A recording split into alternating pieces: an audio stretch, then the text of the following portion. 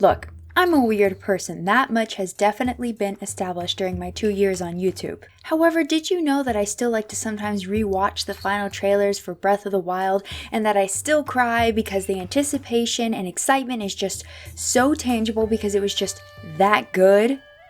Yeah, exactly.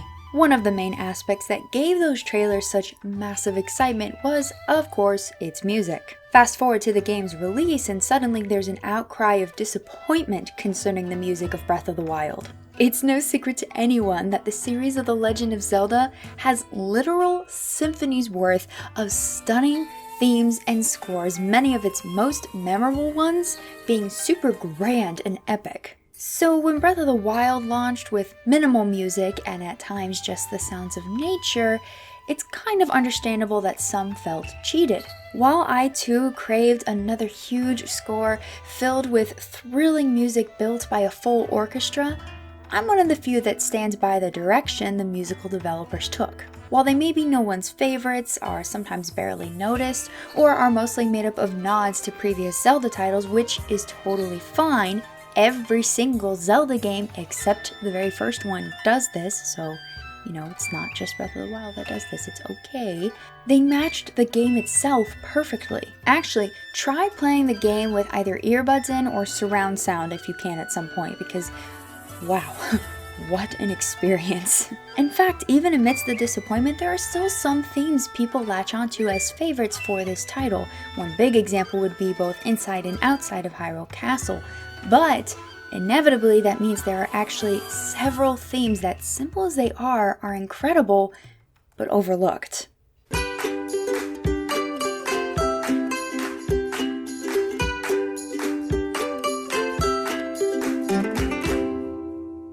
Hey y'all, I'm the Geek Apprentice once again, gushing about music. If you've been here for a while, then you probably already know my motto, which is music has the ability to make or break any form of storytelling media. Seriously, I talk about it all the time. But do you know who else puts an equal level of importance on a video game's music? My friend and fellow content creator, Capt Bergerson. Daniel has his own YouTube channel and Twitch stream that you should totally check out. He's a massive Zelda fan. Just fair warning for my PG-only viewers though, he does have some swearing, typically just in the chat, but just so you know. I've asked him to help me in discussing today some of these beautiful but tragically underrated themes, because Lord knows how many times he and I have talked about, either with each other or to an audience, if you will, on the podcast or in chats, just how important a video game's music is. Since this video is focusing on not commonly discussed themes, we will be trying to steer clear of obvious themes such as the heart attack inducing Guardian Stalker theme, Temple of Time, Terrytown, you get the idea. So without further ado, plug in your earbuds and let's get to the list. Hi everybody, my name is Daniel, although you may know me as Captain Bergerson, and first of all, before we jump into this list, thank you so much to the Geek Apprentice for having me as a guest on this video. I'm super thrilled to get into this because guess what? I really love Breath of the Wild, and something that is super underappreciated about this game is how brilliant the music is. It's understated but magnifique. And a perfect example of this actually is the first entry on our list here.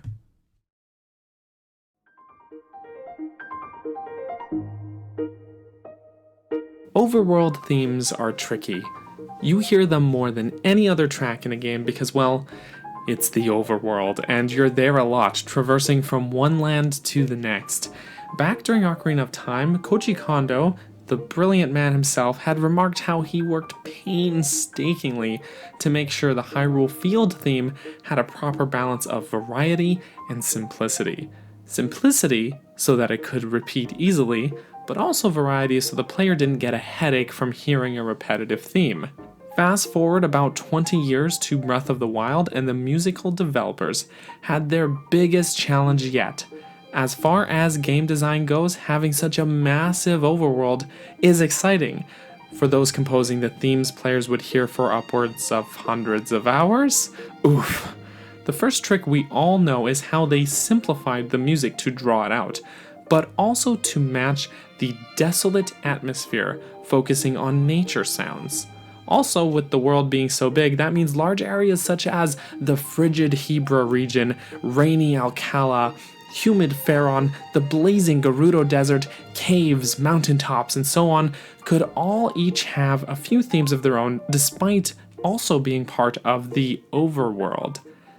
However, what can be considered Hyrule alone is still quite expansive, thus we get our first theme on the list. Actually, it's 2 in 1, but it's not the basic day/night theme, rather the riding themes for both day and night, which begin when you are traveling on horseback.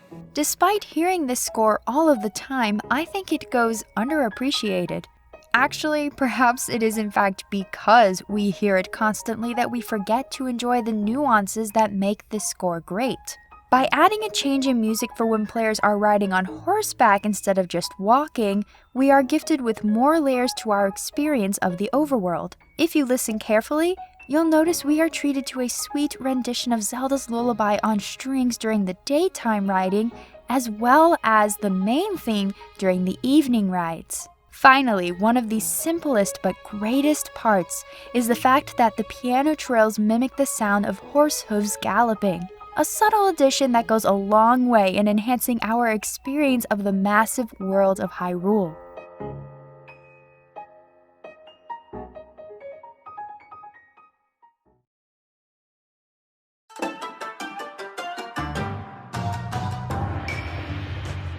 Look, I think it's safe to say that most of us were more than a little disappointed at how easy and silly the battle with Master Koga turned out to be.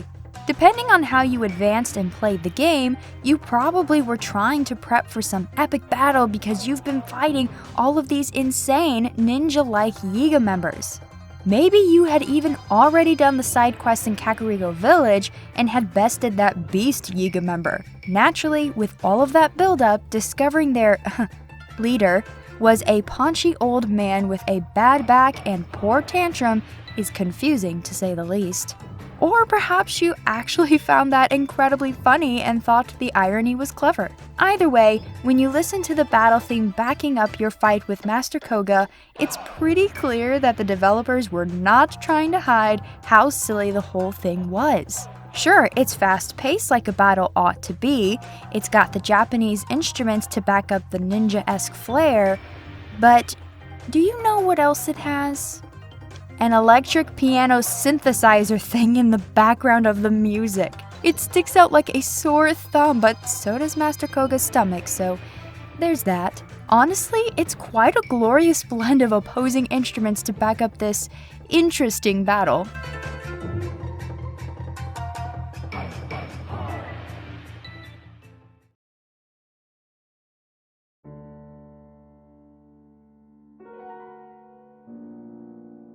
Whether it's Ocarina of Time's market or Twilight Princess's grand Castletown streets, the theme played while exploring a version of Hyrule Castletown always matches the quaint hustle and bustle of the area. We know from one of the memories restored to Link that the Castletown of Breath of the Wild's Hyrule was riddled with malice-possessed guardian stalkers, destroying everything in sight, shortly after Calamity Ganon's resurgence. Thus, what could have been the most spectacular Castletown to date for players became a place of horror. Fragments of buildings, broken guardians littered among some still scarily active ones, seemingly century-old unsettled dust, and an avalanche of malice frozen in time, this place still oozes disaster as if it had occurred not that long ago. When it comes to the music accompanying this atmosphere, it's not exactly what one might expect, however. Rather than being ambient notes separated by several measures of silence, much like the Temple of Time, the melody is pretty active, mirroring how present and tangible the danger still is. That said, it's not a smooth melody by any means. In fact, it almost sounds as if the piano is broken at times. Then you get to parts where underneath the broken chords, there is this constant banter between two keys resembling the audio of a siren or an alarm, signaling to you that just because this place was destroyed doesn't mean it's been 100% abandoned. No, this old Castletown is still quite active, but not in any way for the faint of heart. A score backing this area manages to scarily encapsulate destruction, ghost town, danger, and nostalgia all in one.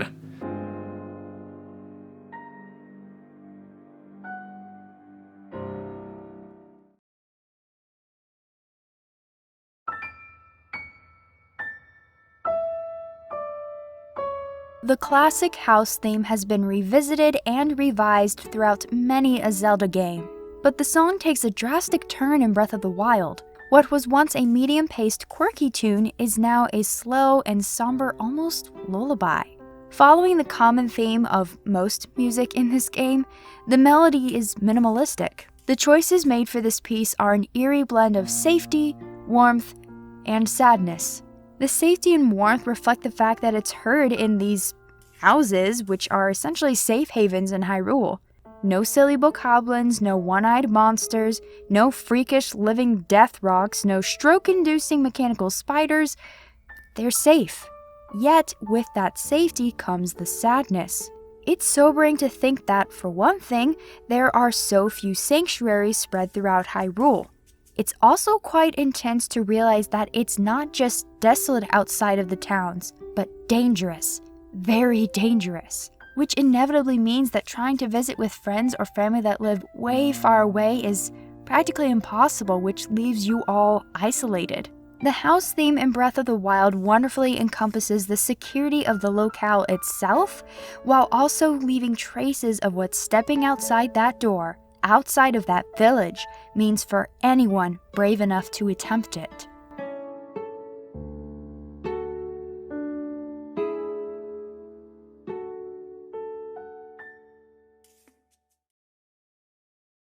When it comes to discussing amazing pieces of music, especially in a game with well over 100 scores, it's only natural that we felt more than just 5 themes were overlooked. Thus, take a listen to a few honorable mentions that we would have loved to dissect and discuss as well.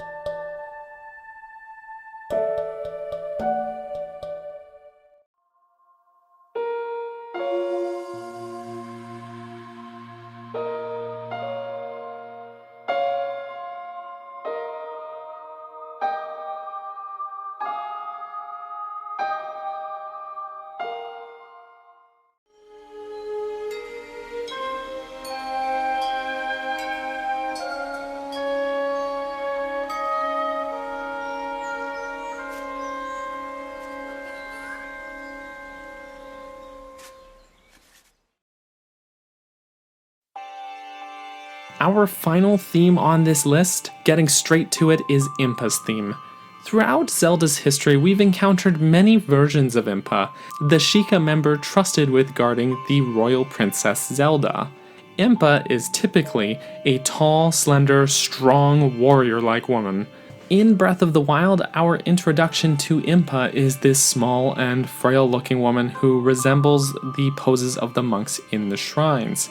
She has a large and kind smile, wise as expected, but just oh so different from the looks we are used to for Impa. Unless you're thinking of Twilight Princess's Impaz, Impa in this title gives you the history of Hyrule, the history of Calamity Ganon, and suddenly that cheeky grin turns sullen as she recounts the events of 100 years ago. Like Sheikah tech wizards Robbie and Purah, Impa was there when everything went down. Since then, she has waited patiently for the chosen champion, Link, to awaken, regain his strength, and go destroy Calamity Ganon, save Zelda, and save Hyrule before it is truly gone for good. After a century of fear and destruction being the norm of the once thriving Hyrule, it would stand to reason that Impa would quickly shift her excitement at seeing Link to urgency about the present circumstances. The music backing your first conversation with her, Impa's theme, perfectly encompasses this.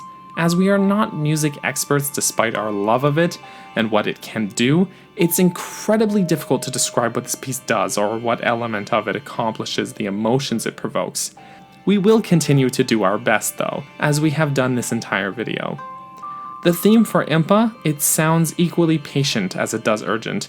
Naturally, being a wise old Sheikah, patience would be a key virtue of hers, but also, of course, there is urgency in what she is speaking to Link. It's been 100 years of this terror, and now that he's here with her, it's clear that the time to act on Ganon is now, and that it needs to be quick. Or after he collects 900 pieces of tiny tree poop. Nuances. Furthermore, it almost sounds tired or worn out, yet some of the higher bell sounds, probably from a soprano glockenspiel, also ring of relief too. This is also incredibly fitting as Impa is quite old and no doubt worn out from not just her time prepping and dealing with the day of the calamity, but waiting for the champion's return ever since. 100 years of worrying about Hyrule, about the champion Link, the deaths of the 4 region champions, worrying about Princess Zelda, fighting the calamity on her own. No question this would wear a person threadbare, even an amazing Sheikah. Then comes the relief in the music, echoing the fact that she is face to face with the champion that can wield the blade that seals the darkness. After a century of anxiety, she knows it will all be over soon. While these pieces of music were not listed in any particular order, and yes, this one is technically the theme backing her retelling of what happened 10,000 years ago, it's still her theme nonetheless. Thus, I felt this one deserved to be the final one discussed. There's just so much emotion in this scene, and the music oozes those same exact ideas and feelings. It was done so well.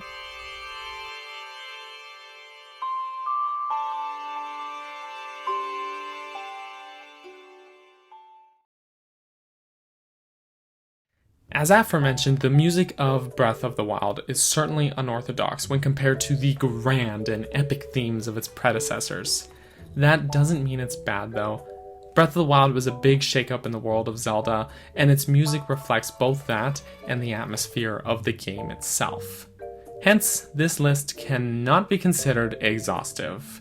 Feel free to let us know some of your favorite Breath of the Wild music, whether it's a atmospheric theme that's quite popular or one that you feel is overlooked. Just drop us a comment below. We'd love to hear from you guys about it. And once again, I just want to say thank you so much to the Geek Apprentice for having me on this video. I'm super excited to be here, guys. It's just a good old exciting time. I'm going off book here, but just saying thank you so much.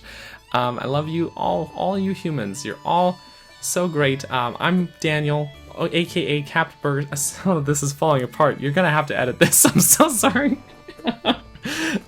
I just want to say once again thank you to the Geek Apprentice for including me in this video. I'm just super thrilled to be here. If you want to check out more of me and listen to my voice talk, I'm Daniel/Capt Burgerson. You can find me on all my social medias, including my YouTube and Twitch channel at Capt Burgerson. And sometimes I like to talk about Zelda too, so if that's what piques your interest in the geekdom, then maybe you'll feel at home over at the Burger Time Gang place there as well. Oof, that's a sentence. Thanks so much, guys. Thank you all so much for watching, and again, huge thank you to Capt Burgerson for joining me in this video. It's always so much fun to collab with other creators, but especially when it comes to discussing music. Links to his YouTube channel and Twitch stream are in the description below, and be sure to check the end slate for the video that he and I did together on his channel. Highly recommend. I'd also like to thank all of you for your support, especially my patrons. Y'all are awesome. Speaking of support, we recently hit 5,000 subscribers, which means there will be information coming soon on a celebration which will involve a giveaway as well as a Mario Kart 8 Deluxe tournament live stream that anyone can join in the races for, so be on the lookout for that. If you enjoyed this video and haven't already, then maybe consider joining the geekdom by subscribing and checking out my other content such as my live streams. But anyway, that's all for today. Thank you for watching. Shortly after Calamity Ganon's resurgence, oh geez, I have the cadence of this all wrong. Oh no, I'm gonna start this over. Okay, or Twilight Princess's Grand Castletown Street. Street's not singular. Oh no, what's English? Shortly after Calamity. Fragments. This small and frail looking woman who, I keep saying women, I keep having the wrong sense of plurality at first. Okay.